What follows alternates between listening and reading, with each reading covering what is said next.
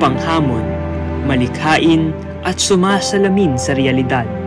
Ganito maisa sa larawan ang mga akda ng isang Ricky Lee.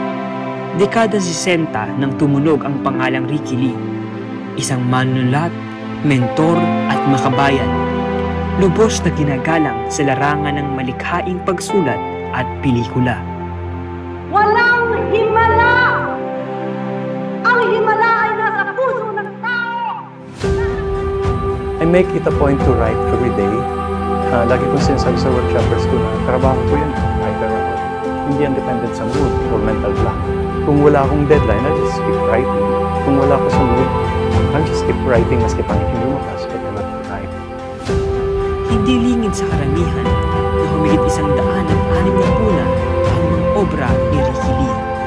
Mula sa mga librong mapanghubog tulad ng Triptych-Yapo, mga librong nagdudulot ng kamalayan at katuwiran tulad ng Si Amapola sa ika-65 na kabanata at Para kay B, hanggang sa mga pelikula tulad ng Himala at Anak na nagmarka sa isipan ng bawat Pilipino.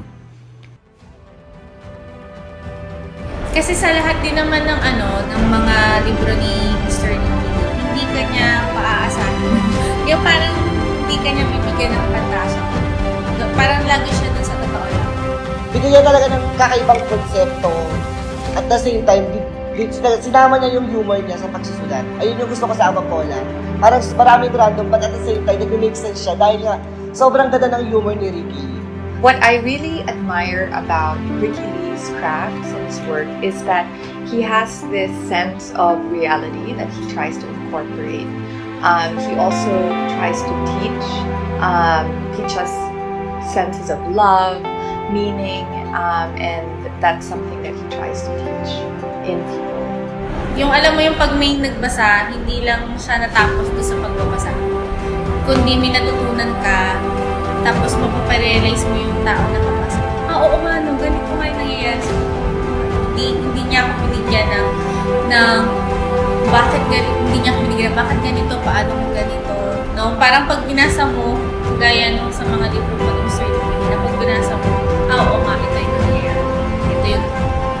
So him having the National Artist Award is definitely a recognition that is well-deserved because he has contributed so much to the Philippine national cinema. Noong taong 2022 ay hinirang siya bilang pambansang alagad ng sining pagdating sa pelikula at broadcasting.